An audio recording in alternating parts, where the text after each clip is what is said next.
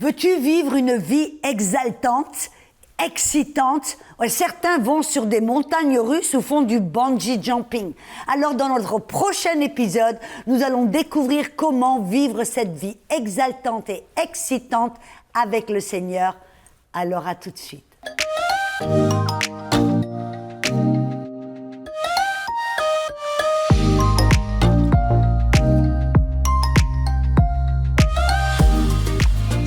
Hello et bienvenue, je suis Audrey Mac et nous voilà pour un nouvel épisode de Zone Rapha où nous parlons de la guérison et dans ces épisodes nous parlons de la guérison vis-à-vis de nos finances, de l'argent.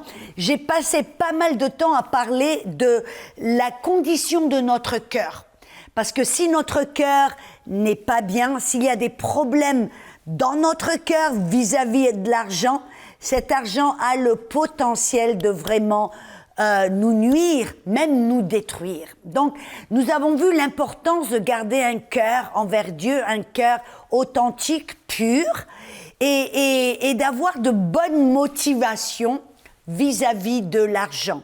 Alléluia. Et nous avons commencé à parler d'une certaine loi, et je sais que vous en avez déjà entendu parler, cette loi de semences et récoltes. Et nous avons vu que vis-à-vis de cette loi, qui est une loi, et si c'est une loi, ça veut dire que c'est quelque chose que Dieu a mis en place, qui marche, comme la loi de gravité. Amen, que vous y croyez ou pas, la vérité, c'est que cette loi de gravité, si vous allez en haut d'un bâtiment en disant « non, je n'y crois pas, non, je n'y crois pas », et que vous sautez, que vous y croyez ou pas, cette loi de gravité va marcher. De la même manière, cette loi de semences et cette loi de récolte va fonctionner dans votre vie. Et c'est là où Dieu voulait vous amener, dans ce lieu où vous allez choisir de donner, de bénir, amen, et de devenir généreux. Parce que c'est là où vous allez commencer à vivre cette terre de miel et de lait, cette terre de surabondance. Et pourquoi?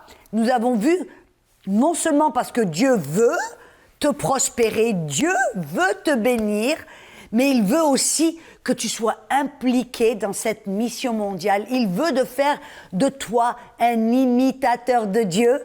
Il veut que tu sois comme lui, que tu sois généreux, impliqué dans de bonnes œuvres, parce que c'est là, mon ami, on l'a vu, c'est là où tu vas connaître et découvrir cette vraie joie, ce bien-être, te lèves le matin en te sentant bien dans ta peau, bien, parce que tu sais que tu es une personne qui est une bénédiction partout où tu vas.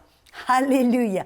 Et bien sûr, j'aimerais préciser, être généreux, ce n'est pas que de l'argent, on doit aussi être, on a vu les Macédoniens, Paul les a félicités en leur disant, vous n'avez non seulement pas donné votre argent parmi même, malgré vos épreuves et vos besoins, mais vous vous êtes donné vous-même.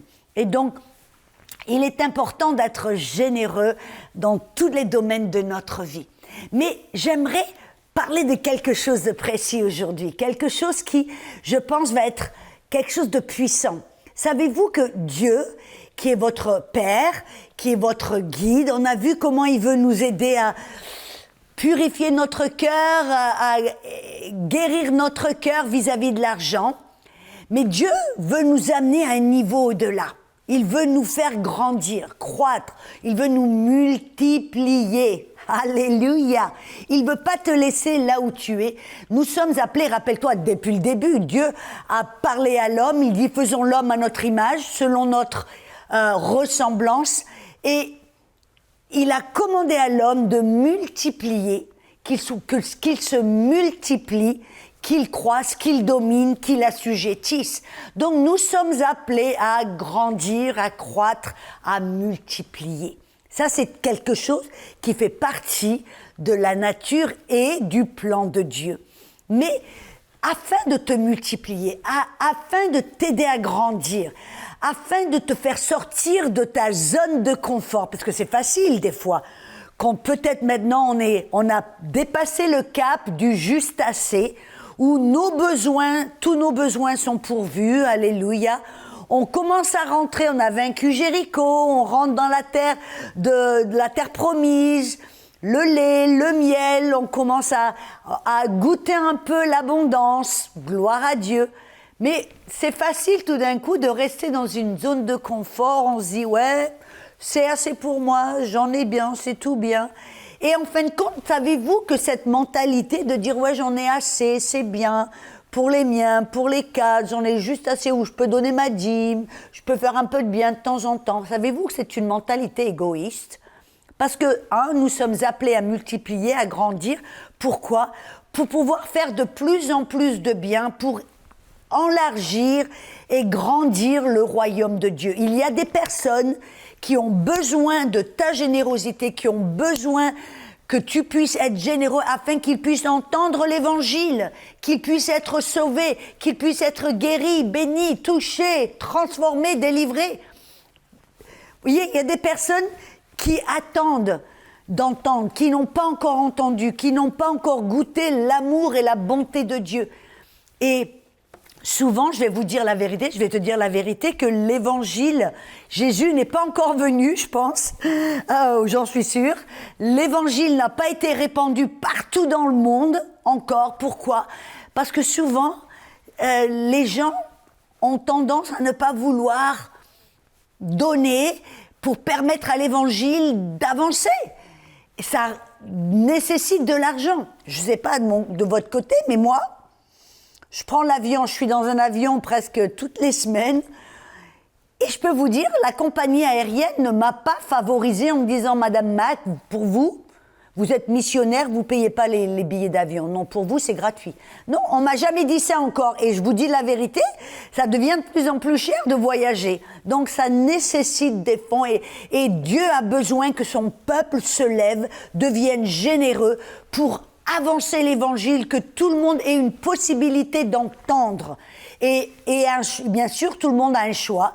On peut obliger personne à recevoir Jésus, mais au moins qu'ils aient une possibilité d'entendre. Vous savez qu'il y a toujours des gens, des pays, des endroits où qu'ils n'ont pas entendu. Amen. Alors, c'est pour cela. Alléluia. Mais afin de nous élever à un autre niveau, de nous permettre de grandir de plus en plus dans cette générosité, Dieu, des fois, va nous, comme je pourrais dire, un guet-apens spirituel. J'espère que c'est un bon mot, mais bref, ça m'est venu. Qu'est-ce que je veux dire par là? Que des fois, Dieu va nous demander de faire quelque chose qui va nous faire sortir de la zone de confort. Comme je l'ai dit, il est facile, tout d'un coup, on a donné, on donne, on fait ceci, on se sent bien, et on reste dans cette petite zone, ce petit train-train quotidien, où on donne un petit niveau et on ne dépasse pas. Et je veux vous inviter à permettre à Dieu de vous amener à un niveau supérieur, ou que vous soyez une plus grande source de bénédiction, encore plus. Amen. Et qu'est-ce que Dieu va faire? Des fois, il va vous demander de donner quelque chose qui va vous mettre mal à l'aise. Dieu va vous demander de semer quelque chose qui va vraiment tout d'un coup, hop, c'est comme si on revient devant Jéricho. Où Dieu va vous demander de vous sortir de cette zone de confort. Ce n'est pas pour vous nuire, ce n'est pas pour vous détruire, c'est pas pour vous prendre, c'est pour vous élever, pour vous aider. On voit par exemple, et souvent Dieu, c'est vrai qu'on doit choisir, on doit arriver à un niveau où on choisit de donner, on choisit de faire les choses. Mais il y a des moments où Dieu va nous guider, Dieu va nous parler, Dieu va nous interpeller, Dieu va nous saisir à un moment en disant « Oh, je veux que tu vides ton portefeuille, donne tout ce que tu as. » Et tout d'un coup, tu dis « Oh, moi j'ai un ami à moi, non, je ne l'ai jamais fait, je ne l'ai pas fait. » Apparemment, le Seigneur ne m'a pas demandé de faire ça, donc je ne l'ai pas fait. Mais j'ai un ami à moi,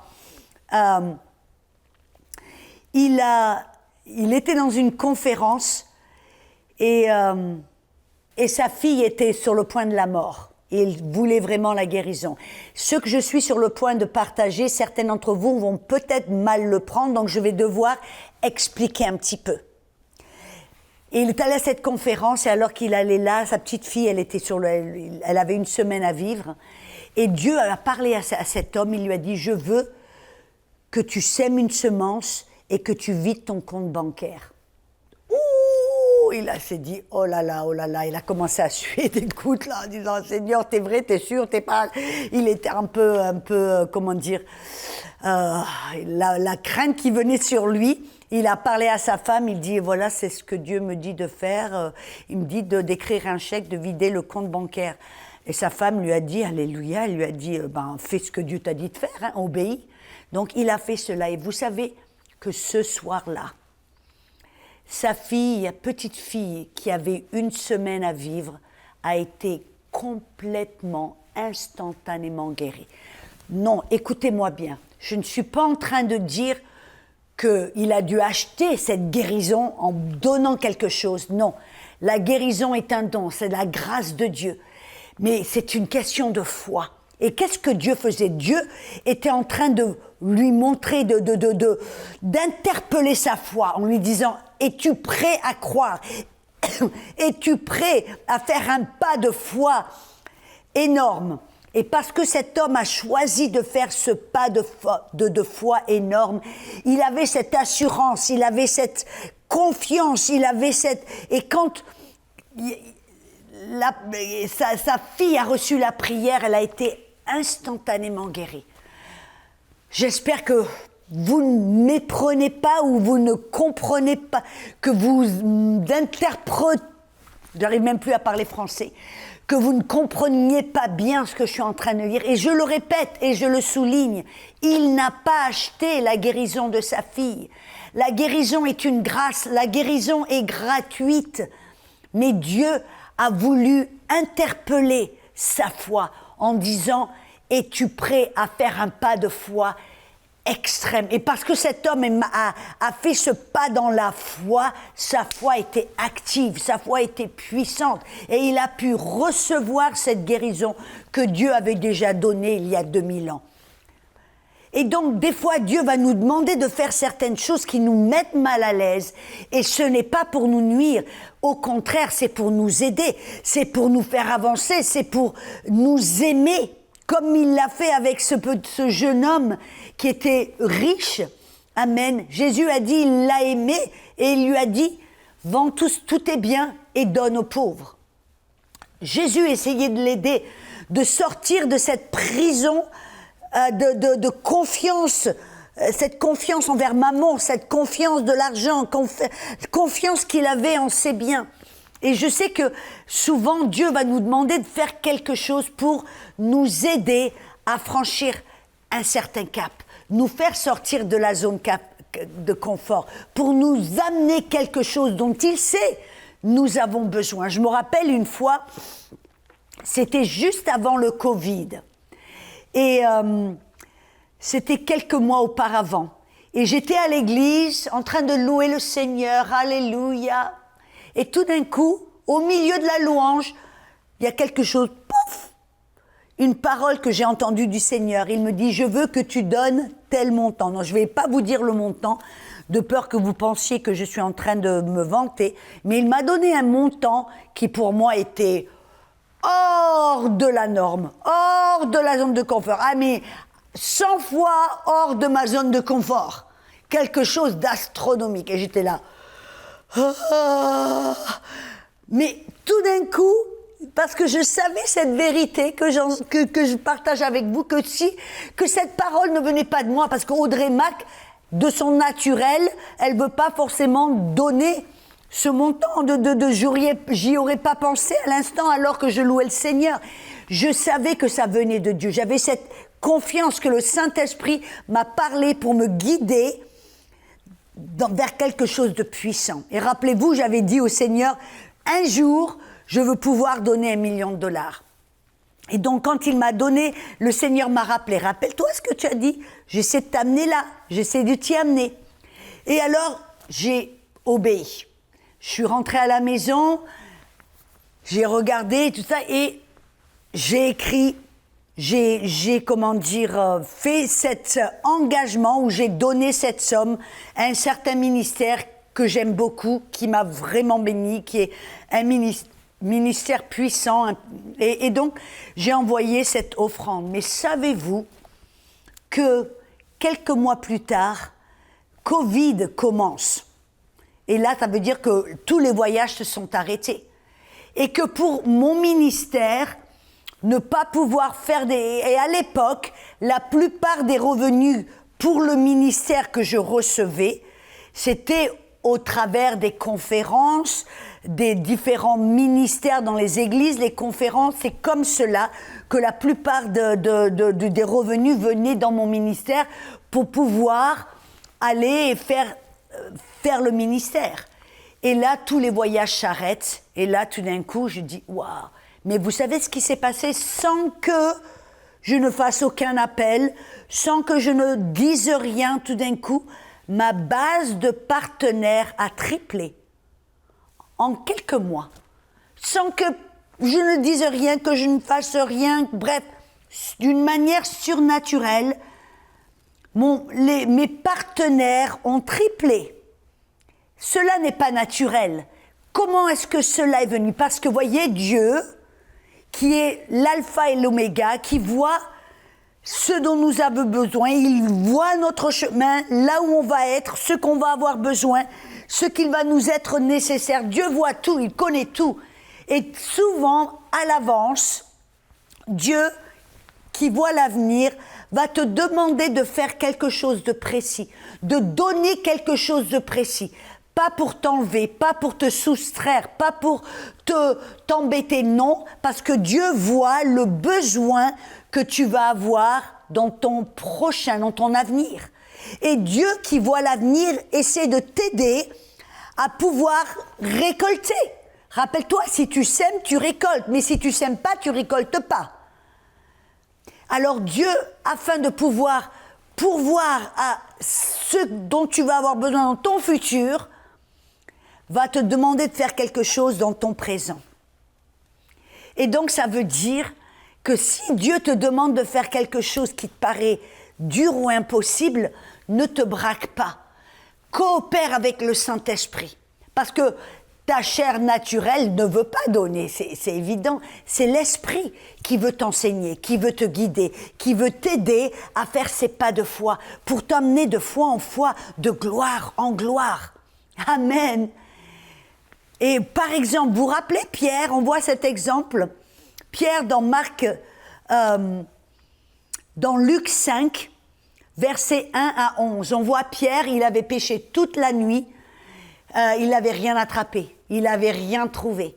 Et il était là sur le bord de la mer en train de nettoyer les bateaux et les filets. Et je peux m'imaginer qu'il était vraiment là, en me disant mais comment je vais pourvoir aux besoins de ma famille, qu'est-ce que je vais faire, bref. Il n'avait rien péché, rien récolté, il avait zéro. Et là, c'est bizarre que Jésus lui a demandé d'emprunter son bateau. Et là, Pierre, il a dit ok, il lui a laissé... Parce qu'après tout, ça aurait pu être en kikinant, il aurait pu se dire « Ah ben moi, j'ai péché toute la nuit, je suis fatigué, j'ai envie de rentrer à la maison, j'ai envie de me reposer, d'aller manger un morceau. » Il aurait pu dire ça après tout. Mais quand Jésus lui a demandé d'emprunter son bateau, Pierre est resté là, il lui a laissé emprunter le bateau. Et plus tard, qu'est-ce que Jésus lui a dit? Il lui a dit « Pierre, jette tes filets de l'autre côté de la barque. » Et qu'est-ce que Pierre a fait? Il a pris un filet, pas des filets, il a pris un filet, il l'a jeté presque pour... je peux m'imaginer dans sa tête, il s'est dit, mais lui, il est prédicateur, il est rabbin, il n'est pas pêcheur. J'ai pêché toute la nuit, je suis professionnel. De quoi il me parle là? Bon, ok, je vais lui faire plaisir, d'accord, c'est bon. Pour faire plaisir au rabbin, d'accord, faisons-le. Il a jeté un filet. Et la Bible dit que ce filet s'est rompu, il y avait tellement de poissons. Mes amis, un filet n'est pas fait pour se rompre. Un filet est fait pour amasser autant de poissons que possible. Pourquoi est-ce que le filet s'est rompu? Parce que Pierre lui a donné un vieux filet. Un filet dont il se fichait, un filet qui était tout sec, qui ne valait rien du tout. Et parce que ce filet que que Pierre a jeté à l'eau s'est rompu, mais il a massé tout un tas de poissons. Mais l'image ou la vérité que j'essaie de vous montrer, c'est que Dieu, Jésus, il essayait d'aider Pierre. Mais Pierre, il ne l'a pas vu. Si Pierre avait une petite idée de ce que Jésus était en train de faire, que ce que Jésus lui a demandé était pour son bien, pour l'aider, pour le prospérer, pour le multiplier, je suis garantie que Pierre n'aurait pas jeté un vieux filet à l'eau. Il aurait jeté tous ses filets, tout neufs, à droite, à gauche et partout. Il en aurait jeté autant que possible, parce qu'il n'a pas compris combien Dieu est bon et combien Jésus lui a demandé d'emprunter son bateau, non pas simplement parce qu'il en avait besoin, mais parce qu'il voulait l'aider. Il voulait le multiplier, il voulait le bénir. Et souvent, je vois des personnes, quand Dieu nous demande de faire quelque chose hors du commun ou difficile ou paraît impossible, on a l'impression que Dieu veut nous soustraire, que Dieu veut nous nuire, que Dieu veut nous mettre des bâtons dans les roues. Quand en réalité, quand Dieu nous demande de faire quelque chose, des fois même un peu extravagant, c'est parce que Dieu veut nous aider, il veut nous faire avancer, il veut nous bénir et nous multiplier. Je me rappellerai toujours, et j'en suis pas fière, quand j'étais toute jeune dans le Seigneur, toute jeune, j'étais à l'école biblique, j'étais née de nouveau, peut-être 1 an et demi, je sais pas, et puis j'avais été à une réunion avec un couple d'évangélistes là, et je me rappelle, vous vous rappelez, j'avais reçu une belle offrande d'un monsieur musulman, et j'avais cet argent-là dans mon porte-monnaie, et j'étais à cette réunion, et ce couple a enseigné, il parlait, tout d'un coup, le moment de l'offrande vient, où il me dit quelques paroles au sujet de l'offrande, et tout d'un coup, dans mon cœur, j'ai ressenti comme Dieu me disait, donne tout ce que tu as et mets-le dans la corbeille. Et j'ai eu tellement peur, parce que c'était tout ce que j'avais, et j'en suis pas fière, oui, je l'avoue. J'ai dit, oh non, Seigneur, je peux pas, je veux pas, non. Et puis j'essayais un peu d'expliquer, j'essayais de me dire, oh ben non, ça doit pas être Dieu, non, je sais que, vous voyez, on essaie d'expliquer les choses, d'ignorer, non, c'est pas Dieu, va derrière moi, Satan, dit plein de choses. Bref, je n'ai pas mis cet argent dans la corbeille. Mais vous savez que de ce jour, oh, je le regrette. Et en moi-même, je me dis, Audrey, imbécile, stupide. Et de ce jour, je me dis, qu'est-ce qui se serait passé si j'avais obéi? Je ne le saurais jamais. Je ne saurais jamais ce que Dieu voulait faire, aurait pu faire, si j'avais dit oui, Seigneur, à cette parole qu'il m'avait donnée. De prendre tout l'argent que j'avais, de le remettre dans la corbeille. Et vous savez, plus tard, j'ai entendu parler de ces évangélistes en quoi, et quelque chose en moi voulait dire, oh, et je leur ai envoyé une grosse offrande, simplement parce que dans mon cœur, j'étais gênée dans mon cœur, gênée de ne pas avoir obéi à Dieu. Mais je sais, Dieu m'a pardonné, Dieu m'aime, je me suis repentie, bien sûr, mais voyez, cette question qui m'embête, parce que je me suis dit en moi-même, je ne saurais jamais ce que Dieu voulait faire, ce qu'il aurait pu faire, voyez, comme ce jeune leader riche, quand Jésus lui a dit, vends tes biens, donne aux pauvres. Ce jeune, je vous garantis, jusqu'au dernier jour de sa vie, c'est peut-être demandé, qu'est-ce qui se serait passé si j'avais obéi à Jésus? Et je veux vraiment t'encourager. Quand Dieu te parle, quand le Saint-Esprit te parle, et il te dit de faire quelque chose qui te paraît extravagant, hors de la norme, quelque chose de difficile, même impossible, sache que ce n'est pas pour te nuire, c'est pour t'aider, et choisis d'obéir. Choisis d'obéir.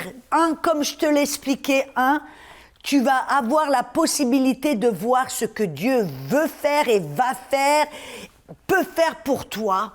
Et 2, tu ne veux pas avoir cette petite pensée qui te gêne tout le temps de disant « Ah, si seulement j'avais obéi, qui se serait passé? Qu'est-ce que j'ai loupé ?» Amen. Donc je veux vraiment prier pour vous. Il y a certaines d'entre vous, quand je vous dis et je partage cela avec vous, vous vous reconnaissez. Je dis oui, moi ça m'est arrivé, ça m'embêtait, je me suis toujours posé la question. Je veux vraiment, au nom de Jésus, que tu sois libre. Je sais, tu t'es repenti, tu as dit pardon Seigneur, que je ne t'ai pas obéi. Donne à cette personne une autre possibilité. Je te remercie Seigneur que tu vas la ramener dans lui redonner une possibilité. Tu vas lui reparler, tu vas lui montrer. Seigneur, je te remercie. Mais je te remercie que mon ami, mon frère, ma sœur, ils se pardonnent eux-mêmes. Pardonne-toi de ne pas avoir obéi, parce que Dieu te pardonne. Dis Seigneur, pardonne-moi de ne pas avoir obéi quand tu m'as demandé de donner ceci ou cela. Pardonne-moi, je prie au nom de Jésus que tu reçoives le pardon, reçoives la miséricorde, le pardon. Et je prie au nom de Jésus que tu puisses oser dire au Seigneur, donne-moi encore une chose, donne-moi une autre possibilité. Alléluia. Et que tu prennes cette décision maintenant, que quand Dieu te parle de cette manière, qu'il te dit de faire quelque chose d'extravagant, qui paraît difficile ou même impossible, que tu oses dire oui Seigneur. Et tu vas voir de l'autre côté de ton obéissance, tu vas voir quelque chose de puissant. Tu vas dire merci Seigneur que j'ai obéi. Merci Seigneur que j'ai dit oui. Alléluia, alléluia. Sois libéré. Sois béni.